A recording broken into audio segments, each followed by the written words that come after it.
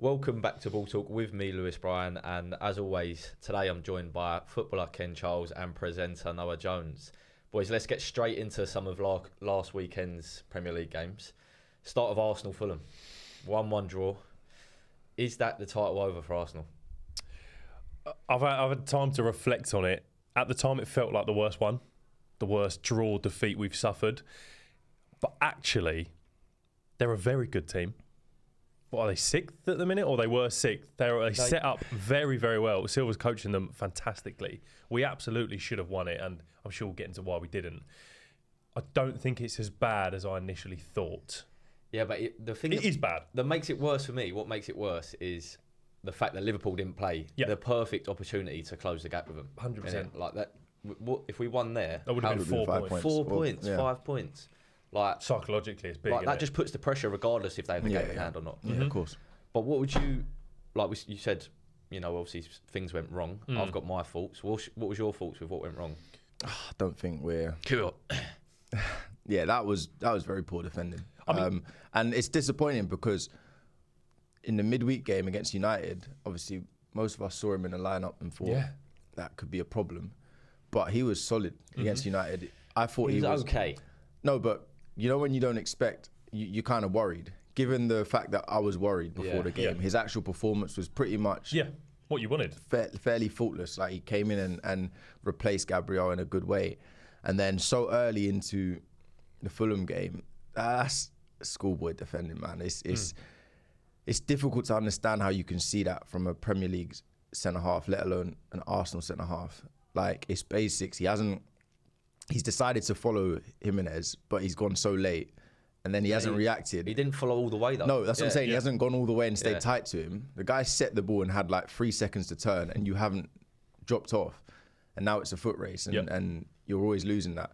I think what didn't help, what isn't helping him, is the fact that he's coming in to replace Gabriel. Yeah. So, and he knows, everyone's like eyeballs are on him. They don't rate him as highly. Yeah. So that obviously it drops your confidence, and no confidence is the prime example of that decision he made where, oh God, I don't know if I should go in all the time. Like he's second guessing himself because he has low confidence, and then he's a better centre half than that. But it just he has to be. He's just not playing to his best. The issue is Gabriel doesn't do that. Gabriel is on his back. And the thing is, football's cutthroat. Like, if you want to compete and play for Arsenal, unfortunately, there's a high standard of centre-halves currently playing.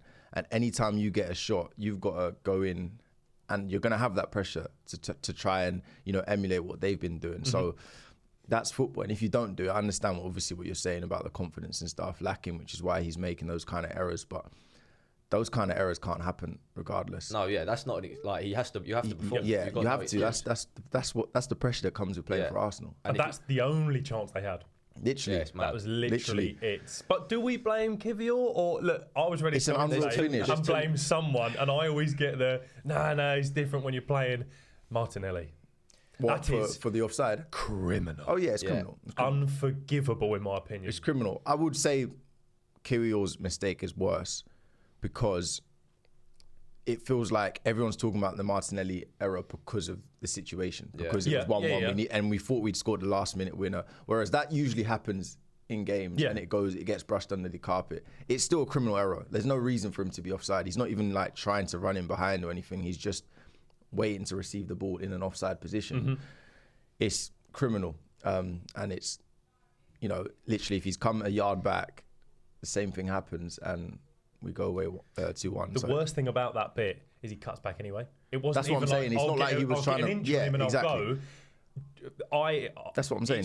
For me, it's the worst mistake anyone at Arsenal has made this season. You cannot be looking along the line to receive a pass to feet and be offside. It's tougher than it first looks though. Because he's trying to stay on side, but at the same time he's getting told to be on the shoulder, stretch the defence. And then the defence are also moving. It's not like... No, it's a poor excuse. It's a terrible, terrible error, but I wouldn't go as far as to say worst mistake for us. We've had some bad mistakes this season. I actually don't know what to say about it. I'm saying Kirill's mistake is worse. For me, we need to improve our strength so we can have a strong option on both sides of the pitch. Yeah. Saka's obviously unbelievable. But Martinelli and Trossard, like they dip in and out of form too much this season. Well, all we have is Trossard ghosts when he starts. I'm convinced of it. Like, well, the issue I didn't see him in the first half. The issue is when Martinelli starts, we all go, Trossard should have started. When Trossard starts, we go, Martinelli should have started. And they both aren't cutting it. The issue is with Arsenal is Saka, one of the best right wingers in the world, our most dangerous player, gets the ball, has 3 defenders, right? So then the ideal thing would be to get it over to the left, because then our left winger would outnumber the defence. He's going to have more space. And when you see the left winger with the ball, it's never the same picture as when Saka has the ball. It's one-on-one. It's usually one-on-one. Every single time. At worst, someone running back to try and track. But Saka gets it, he's crowded. Yeah. If you have an equal danger or 90% of the danger on the other side, all of a sudden you can't just be slapping 3 players on Saka. You have to be aware that there's players all over the pitch. Odegaard coming back has helped, but I was just about you to say can't. that. It's still like because Odegaard's almost on the right of midfield. It's still the same issue. You could say could Declan Rice and Martinelli or whoever try and get a better connection going on the other side, a better link up. But if you want to be playing for a team that's winning the title, the left winger needs to take responsibility and take some weight on his shoulders. Make things happen. Yeah, Martinelli, I'm afraid, is not a title-winning left winger. What's gone wrong with him though? Like that's it. Because 2 seasons ago he scored 15 goals. 15 goals, no penalties, nothing. Yeah. That season where the first season we challenged, and he was and Saka was obviously good and he was good, and it was like right. We've got 2 wingers young for the next however many years. And since then, he's just not looked anything like it. Well, you tell me, what has happened? I think it just shows when you think too much as a footballer, it's not good. Like we see the same with Marcus Rashford, like electric when they come on. And then as soon as the bit of expectation starts, they need to be the big player in the team. They're not that young talent coming through like a Wanyeri now. It changes your mindset. You have a bit of time out. It's difficult to have time out, come back in, and produce the same as what you were doing when you were younger and the pressure was off. It takes a special character to embrace that role. Like you see what Saka's doing now, and it's almost like he loves it. He's embracing the fact that he's Arsenal's main man. Not everyone's built like that mentally, and it's difficult. Like you said, you're no longer that young player who's a young star and there's no expectation. Now it's like, all right, do it, produce. It is very different. You see it happen a lot. Martinelli, it happened with Garnacho. It's happened with. Yeah. I'd argue he never. That's the thing. He never did. He was. I'm seeing the comparisons, but he had he's a top talent. Don't get me wrong, but he's only had games where he's scored a very good goal or done something. Whereas Martinelli had a season where he was pretty much one of the best. Players. Yeah, of course. Has he got to go? No, I don't think he's got to go. I think we need to strengthen in that area. Whether he's got to go, Martinelli? Yeah. I wouldn't say he's got to go, but we've got to strengthen in that area. No doubt. Yeah, which is it's mad to say after we've just signed a winger in Sterling. We got him. Well, that clearly wasn't an improvement signing. That was just we need some extra bodies. That wasn't even we need extra bodies because he's not being used. That's like a training. I really wonder what's gone wrong because I think Arteta see a couple games and was like, I'm not having him. He must not be that good. No, I don't know, man. He's a different player. No, of course. I'm just thinking it's not like he's trying to compete with Saka. He's trying to compete with the left side of the pitch right now that's not doing it. And it's so it's like... Maybe he's got him forward if Saka gets injured. Yeah, because how bad can Sterling be currently that he can't get a game? Because he hasn't been given the games that Trossard and Martinelli has. No way. But it looks like Arteta doesn't even trust him. But if your main thing is pace and you get a little bit older and you lose that bit of pace, like we've seen with Kyle Walker's pretty much done. Has the same thing happened with Sterling, but we all didn't realise because he barely played for Chelsea? I don't look at him and think he's slow, though. That's what I'm saying. Of course, he's not going to be as quick as he was at 20. I don't he's not slow anymore. He's lost his pace. It's just what he's doing on the pitch isn't as good. It's as simple as that. I think he got brought in as Saka's backup. When Saka come out the team, he did get 1 or 2 chances. Yeah, he did. He's just not the. He's not the. He doesn't have the. He's not in the headspace or the mindset for Arsenal players right now, where we're on the up, in my opinion.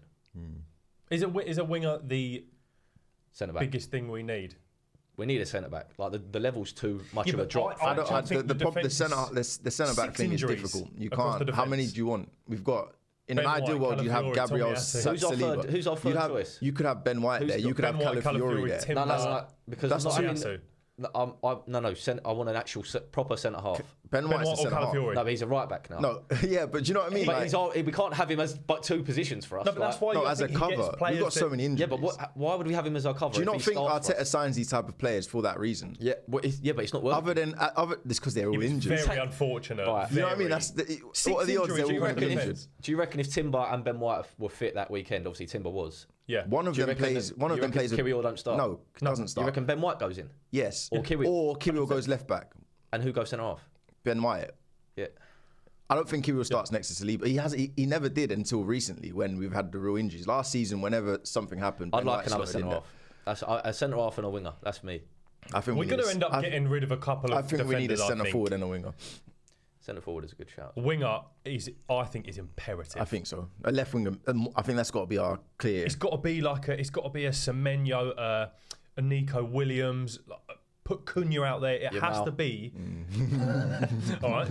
It has to be a very good winger. Yeah. So it stretches the team because we just operate down the right. Yeah. And it becomes so easy to defend. Yeah. Let's talk about City because they dropped another 2 points. You could say they drew to Palace. Does that mean it's Liverpool's title now? It's been Liverpool's title for a few weeks now, I think. No, this week before last week, this weekend it weren't guaranteed Liverpool. I still think. I still don't think it's guaranteed, but I think it's theirs to lose. If they do, it's obviously theirs to lose. Yeah, but I'm saying they have to be clear favourites. I can't see Arsenal getting back. I can't actually see it. Last season, in the 1st of February, we were 6 points behind Liverpool, and they ended 7 points behind us. I really still don't think it's over. I really don't. I don't think it's over, but Sunday was bad. January's huge, by the way. They've got to lose a lot of games, and that's with us being perfect. Draws go a long way as well. By the way, when you're in a title race, a draw's nothing. So to reach 90 points, which normally can get you close to a league, they can drop 17 points. We can drop 8. City can drop 6. So they have room to move. Arsenal and City. No, we don't. That's the thing, and that's why the Fulham draw, which you're saying Fulham are a good team, which they are. In general, it's an all right result. But given the fact that we've had our players already, we can't afford. So that's why it's going to be very difficult for Arsenal or City to be involved because you have to be flawless from now to the end of the season, pretty much, and that's tough. Yeah, I mean, so City obviously drew. Yeah. One thing I see online, so City 3 players they've let go from their youth: Palmer, Sancho, Lavia. Ballers. That is, you don't normally associate City with bad recruitment or transfer news, but they've fumbled that. Do you know the thing is though, it's so difficult. It's easy to say now. They didn't.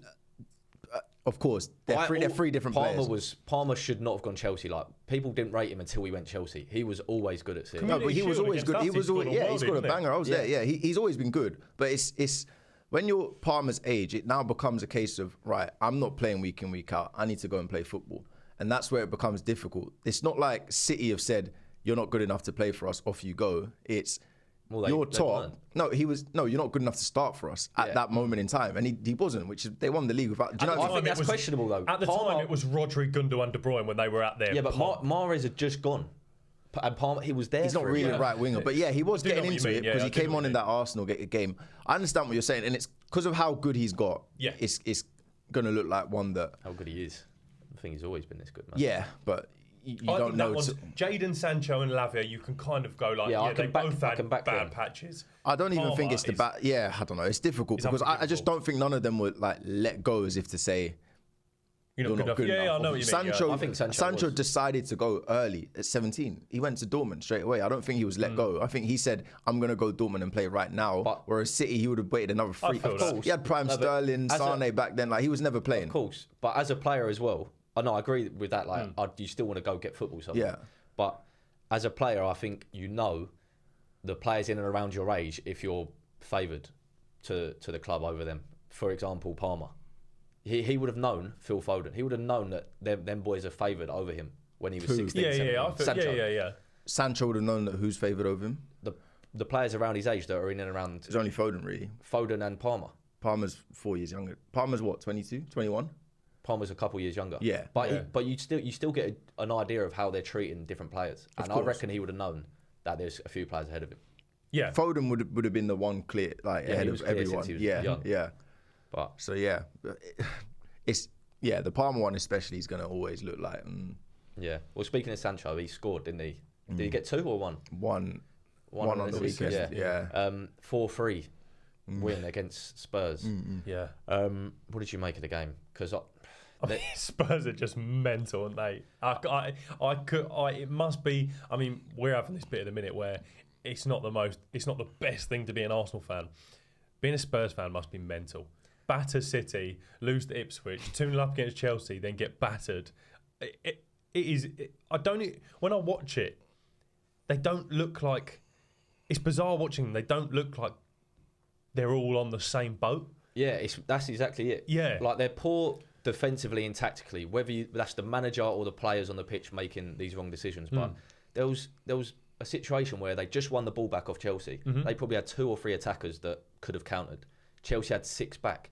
Then they just go and like sprint and try and beat these 6 players, lose the ball, and Chelsea go and it's just these little smart decisions during the game where it's like, right, let's just look at the numbers, look at the percentages, let's keep the ball and work something. And when you've got players like Basuma chopping people down in the box, it's just stupid. It's like it screams head loss. Yeah, it screams.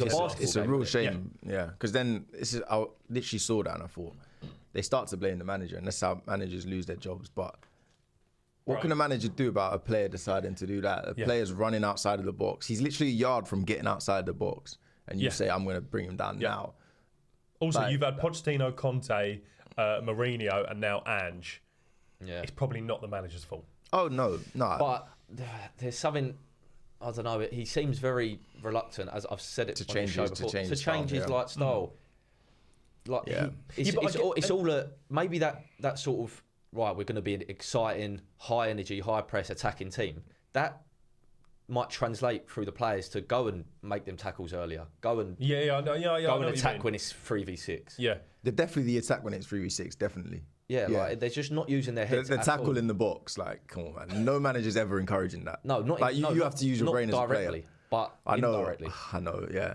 Definitely, when you 3v6 and a player decides I'm still going to go for it, I believe that can be encouraged by a manager.